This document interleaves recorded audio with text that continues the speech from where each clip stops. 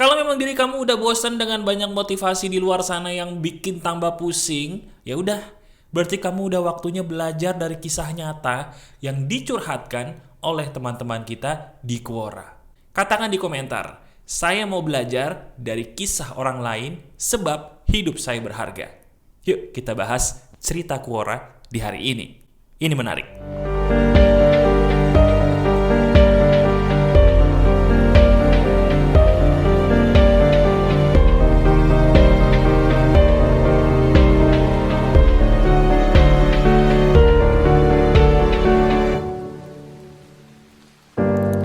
Ini adalah kisahku. Ini adalah kisah saya.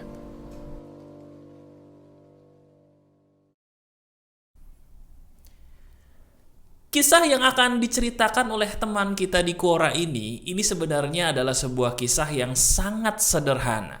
Betul.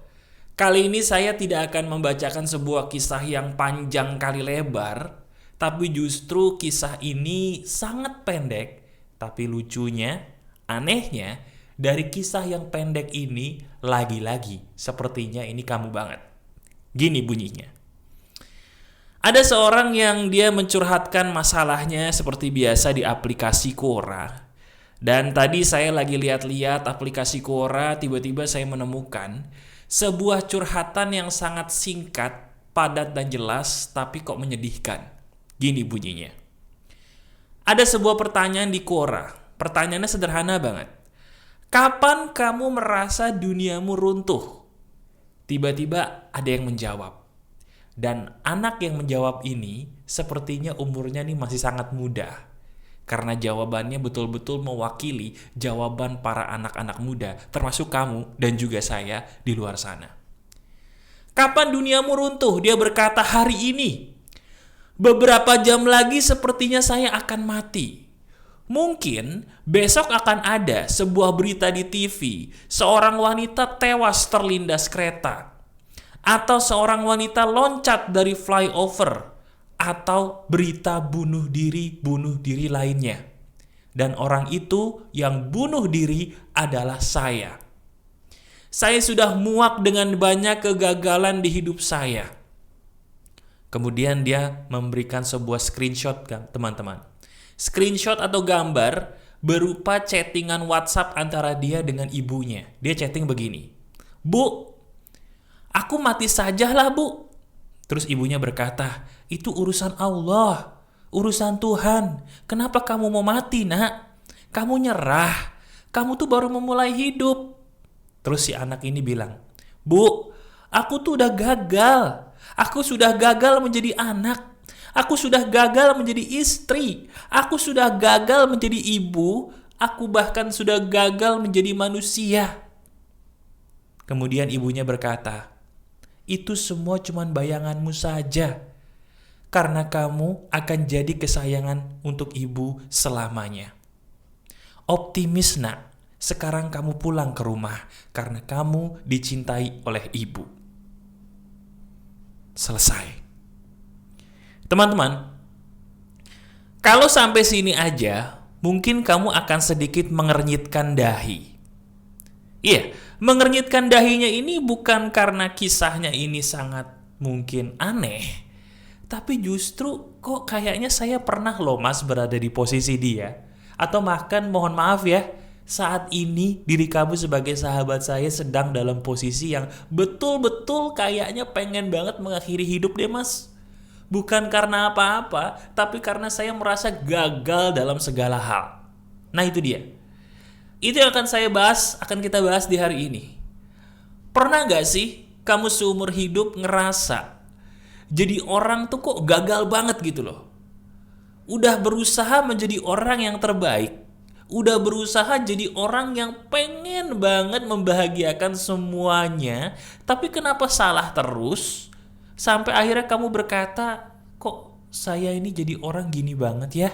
Gagal terus, gagal melulu. Ada apa dengan saya? Sehingga di sebuah titik kamu ngerasa sama persis seperti anak tadi, seperti orang tadi, dimana kayaknya besok nih gue bakal masuk TV deh. Gue masuk TV bukan gara-gara prestasi, tapi karena saya bunuh diri dengan cara ini, dengan cara itu. Pernah? Pernah atau tidak jujur kamu sedekat itu dengan kematian? Kalau pernah, sekarang coba tenangkan diri kamu, izinkan saya sebagai sahabat baik kamu atau anggap saja sebagai saudara dekat kamu ya. Kita ngobrol pelan-pelan. Dengarkan apa yang ingin saya beritahu kepada kamu. Ini penting sekali. Gini, saya tidak menganggap bahwa diri kamu ini benar-benar berharga. Tidak. Tapi sebentar. Saya juga tidak menganggap diri kamu ini seburuk atau tidak berharga yang kamu pikirkan. Coba kamu renungkan perkataan saya dalam-dalam. Gini, apa sih yang membuat diri kamu ngerasa bahwa hidup ini tuh dari dulu kayaknya layaklah dicoba lagi? Coba, sekarang pikirkan perkataan saya. Saya tidak berkata atau tidak bertanya kenapa sih kok kamu pengen bunuh diri, tidak. Yang saya tanyakan justru sebaliknya. Kenapa dari dulu sampai sekarang, sampai umur saat ini, diri kamu kok kayaknya punya gitu loh. Sebuah keinginan untuk mencoba lagi, walaupun diri kamu dulu tuh banyak banget masalah juga. Ingat nggak dulu kamu pernah punya masalah-masalah yang besar juga seperti sekarang? Nah, kenapa tuh? Kenapa dulu kamu masalahnya besar, tapi kok masih mau coba lagi? Saya pengen tahu deh, kenapa alasan kamu? Pikirkan alasannya sekarang, katakan dari dalam hati kepada saya. Saya coba tebak ya. Sebenarnya diri kamu ini pengen mencoba. Tapi yang kamu butuhkan tuh sebenarnya bukan keberhasilan lagi, bukan. Yang kamu butuhkan tuh sebenarnya cuma satu. Diri kamu tuh butuh diyakinkan bahwa di luar sana masih ada loh orang yang mau memeluk kamu dengan tulus, memberikan kasihnya kepada kamu dan berkata bahwa kamu dibutuhkan dalam hidup mereka. Betul nggak? Benar atau tidak bahwa hal yang paling dibutuhkan kamu saat ini adalah sebuah perasaan yakin bahwa diri saya ini masih dibutuhkan loh oleh dia, bahwa diri saya ini masih dibutuhkan loh oleh mereka. Betul atau tidak? Itu pertanyaan yang sebenarnya dalam diri kamu selama ini ditanyakan. Apakah saya masih dibutuhkan dalam hidup dia? Apakah saya masih dibutuhkan dalam hidup mereka? Benar atau tidak? Kalau diri kamu sekarang mendadak tiba-tiba pengen mengeluarkan air mata, berarti apa yang saya tebak lagi-lagi benar. Bahwa memang benar, semua yang kita kerjakan dari pagi sampai malam, sampai kita susah payah banting tulang, cari di Google, cari di mana ketika kita buntu, nonton video YouTube ini, video YouTube itu, kamu berusaha mencari sebuah jalan keluar dalam hidup kamu. Sebenarnya yang kamu cari itu bukan keberhasilannya, bukan. Yang kamu yakinkan, yang kamu butuhkan dalam dirimu adalah sebuah perasaan yakin bahwa saya tuh masih loh dibutuhkan oleh dia, saya masih dibutuhkan loh oleh mereka. Betul? Nah sekarang coba deh. Pelan-pelan coba kalau ada sandaran, kamu duduk nyender sekarang. Coba duduknya disenderkan dulu. Boleh ke tembok, boleh ke kursi. Duduk dulu santai. Sekarang ambil nafas dalam-dalam. Kemudian kamu hembuskan perlahan. Sadar nggak bahwa apa yang kita lakukan selama ini itu salah terus loh? Iya kan? Sadar nggak sih bahwa diri kamu ini capek? Capeknya itu bukan capek karena apa yang kamu kerjakan itu berat loh, bukan. Diri kamu ini capek karena apa yang diri kamu lakukan kok seolah-olah kayak gak ada hasilnya gitu loh. Seperti jalan di tempat bagi orang lain. Kamu berusaha mencari pengakuan tapi gak dapet. Kamu berusaha menuruti apa kata orang tapi ya salah terus. Merasa tuh kayaknya diri kamu gagal terus gitu. Sebenarnya diri kamu tuh tidak gagal. Cuman masalahnya tuh di sini. Antara kenyataan sama harapan tuh nggak sesuai. Betul nggak? Coba sekarang lihat apa yang kamu sudah dapatkan dalam hidup. Lihat apa yang membuat kamu mendapatkan sebuah prediksi gagal kemarin. Apakah anak kamu jadi bandel? Apakah nilai ujian kamu jadi jelek? Apa dikeluarin dari kampus atau dikeluarin dari sekolah, nggak naik kelas? Atau apa lagi? Apa karena tiba-tiba bangkrut, banyak hutang nggak bisa dibayar? Atau tiba-tiba gara-gara pasanganmu lebih milih orang lain dibandingkan kamu gitu ya? Pikirkan hal apapun yang membuat kamu layak menurut diri kamu loh ya, mendapatkan prediksi bahwa saya gagal. Pikirin hal apa itu. Nah sekarang coba tanyakan dirimu sendiri. Apakah betul prediksi gagal itu layak buat kamu? Betul nggak? Layak nggak? Halo, jawab. Layak apa tidak? Kalau layak, apa alasannya? Alasan apapun yang kamu katakan, itu bergantung dari apa yang kamu harapkan tentang hidup kamu kan? Yang kamu harapkan, diri kamu contohnya bisa punya pasangan yang setia. Begitu pasanganmu gak setia, kamu merasa diri kamu gagal. Kenapa? Karena tidak sesuai harapan kenyataan saya, Mas. Betul? Yang kamu harapkan apa? Saya pengen lulus kuliah dengan cepat, Mas. Tapi kenyataannya saya malah di DO, Mas. Akibatnya kamu ngerasa apa? Gagal. Saya pengen, Mas, harapan saya anak saya semua tumbuh menjadi anak baik, anak soleh atau solehah. Tapi anak saya malah makin narkoba, Mas. Anak saya malah bandel, Mas. Saya gagal menjadi orang tua. Atau kebalik, saya berharap bisa jadi anak yang membahagiakan atau membanggakan orang tua, Mas. Tapi kenyataannya, saya justru terjebak dalam pergaulan bebas yang merugikan dan menyedihkan orang tua saya, Mas. Saya gagal. Itu bukan. Itu bukan yang terjadi. Nah, sadar nggak? Sadar nggak sih kalau kita ini kejam banget gitu loh? Kejamnya kita kenapa? Kok memberikan sebuah penilaian berdasarkan isi kepala dewe, isi kepalamu dewe, bahasa Jawanya. Apa isi kepalamu dewe itu? Isi kepalamu sendiri. Kenapa kita memberikan sebuah penilaian tergantung dari apa yang kita mau sih? Oh, kalau saya dapat ini saya berhasil, kalau enggak gagal berarti saya ya udah bunuh diri. Kenapa saya gagal? Padahal, coba kita perluas pikiran kita. Yuk, kita perluas pikiran kita. Anggap saja ceritanya kamu merasa gagal. Kita mulai dari percintaan dulu. Kamu diselingkuhin nih. Pasanganmu lebih milih orang lain dibandingkan kamu, ceritanya. Coba deh sekarang luaskan pikiran kamu. Pikiran kamu diperluas aja, hidup kamu membaik loh. Orang itu kan milih orang lain dibanding kamu. Kenapa sih tidak berpikir bahwa orang itu yang rugi kehilangan kamu gitu loh?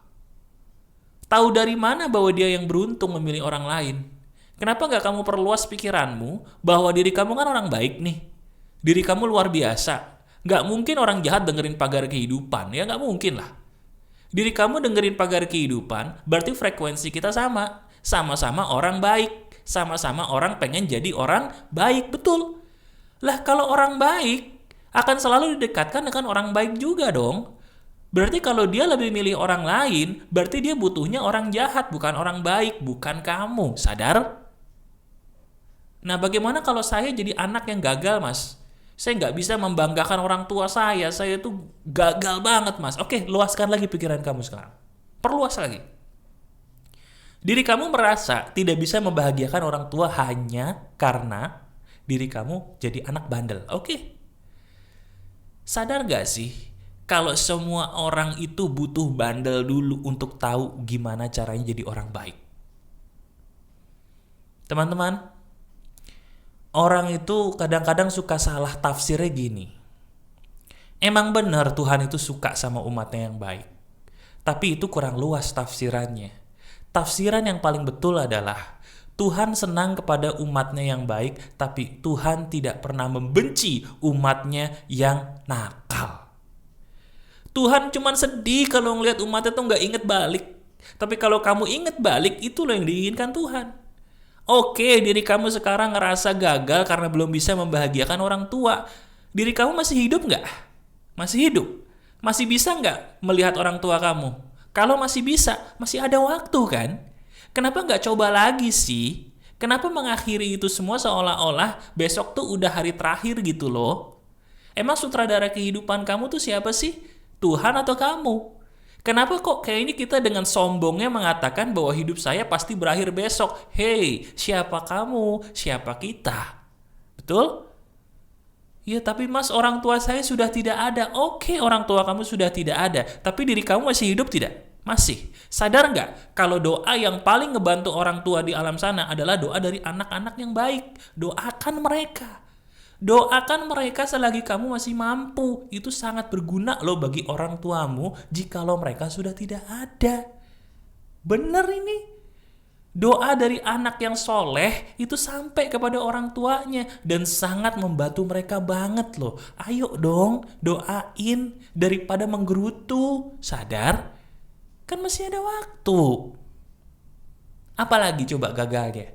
Gagal menjadi seorang istri yang baik. Gagal menjadi seorang suami yang baik. Masih ada nyawa. Masih ada waktu. Ya udah tobat. Bukan malah menggerutu. Ya tapi mas saya takut mas. Takut apa? Takut saya dibenci orang akibat perbuatan buruk saya. Oke, sekarang kita pakai analogi baju kotor. Baju kalau kena noda tinta, kotor banget. Bisa nggak dibersihin? Belum tentu. Betul, belum tentu ya. Tergantung tintanya separah apa. Tapi bisa kan? Paling tidak lebih bersih daripada sebelumnya? Bisa. Nah kenapa nggak pakai filosofi ini untuk hidup kita sih? Kita memang pernah jadi orang jahat, kita memang pernah jadi orang yang tidak baik, tapi bukan berarti kita tidak bisa lagi bahagia. Udah tobat belum? Udah berusaha belum jadi orang baik? Belum. Loh kok mas tahu? Ya kalau sudah berusaha jadi orang baik, nggak mungkin ngerasa gagal lagi.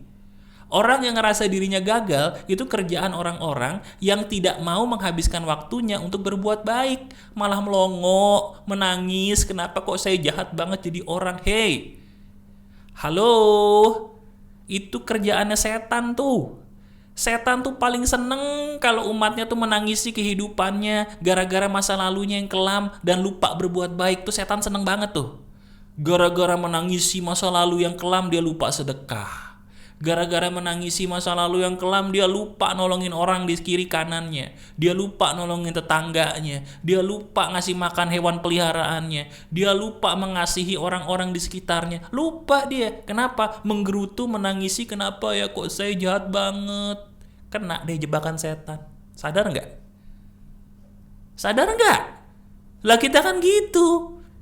Ya kan? Pengen dikasihani orang, oke. Tapi jangan ngabisin waktu hanya untuk melakukan perbuatan yang sia-sia. Apa itu? Bengong sambil mewek. Ngapain? Coba deh.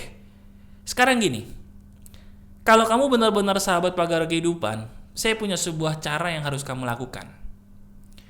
Caranya saya beri nama adalah lakukan apapun yang kamu mau, tapi diiringi sedekah. Nih, saya kasih contoh. Misalnya diri kamu ngerasa sebagai orang yang gagal banget, pengen nangis mas, ya udah nangis boleh. Tapi sambil nangis sambil sedekah gitu loh di aplikasi. Sambil nangis, oh hidup saya kok gini banget ya. Buka aplikasi Kita Bisa, cari orang, terus kamu doain orang itu baru sedekah. Tapi sambil nangis gak apa-apa, tapi sambil berbuat baik. Nah itu setan gak seneng tuh. Loh kok aneh mas? Gak aneh. Nggak aneh. Yang aneh itu justru kenapa diri kamu nangis mulu, mewek mulu, ngelupain waktu yang sebenarnya Tuhan masih kasih kepada kamu. Kenapa sih? Gini, pokoknya ingat pesan saya baik-baik. Nggak akan mungkin video ini sampai kepada kamu kalau diri kamu benar-benar orang jahat. Karena video yang baik, yaitu video ini, akan sampai kepada orang yang pantas. Itulah uniknya video pagar kehidupan. Sampai kepada orang yang pantas tepat pada waktunya. Betul nggak? Nah sekarang ayo. Nggak usah lebay jadi orang. Nggak usah berlebihan jadi orang. Kita punya masa lalu yang kelam? Boleh. Kita punya masa lalu yang buruk? Boleh. Tapi ingat pesan saya. Jangan kena jebakan setan. Setan itu seneng umatnya itu mewek gara-gara meratapi masa lalu yang kelam sehingga lupa berbuat baik. No. Kamu sebagai sahabat saya tidak boleh kena jebakan setan. Mau nangis boleh, mau meratapi boleh, tapi sambil sedekah. Sambil sedekah, sambil sedekah. Supaya berkah itu tetap datang kepada kamu, masalah kamu dapat semakin ringan, dan diri kamu lega. Udah nangis. Enak kan? Enak. Pokoknya, kamu sekarang sudah jadi sahabat pagar kehidupan. Video ini kamu tonton sampai menit kesini, sampai menit ini berarti kamu suka dengan video ini, berarti kita cocok nih. Diri kamu sudah jadi sahabat saya di pagar kehidupan. Ayo, Percaya ucapan saya, diri kamu berharga. Gak usah merasa bahwa kita gagal. Kegagalan itu hanya milik orang-orang yang berhenti. Kalau kamu tidak berhenti, kamu tidak gagal. Tonton video Pagar Kehidupan yang lain setiap hari, supaya kamu tahu harus melangkahkan hidupmu ke arah mana seizin Tuhan. Jadikan video ini sebagai bukti bahwa Tuhan itu sayang sama kamu sehingga kamu ditunjukkan ke arah video ini. Ingat pesan saya baik-baik. Kamu berharga. Sangat luar biasa berharga. Tidak mungkin kamu dibawa ke video ini kalau kamu sejahat atau segagal yang kamu pikir. Renungkan deh perkataan saya. Bukankah semua perkataan saya ini benar semua? Masih ada saya, Aryan Surya, sahabat baik kamu selalu dari Pagar Kehidupan. Tetap keep the spirit, keep sharing, and keep loving. Bye-bye.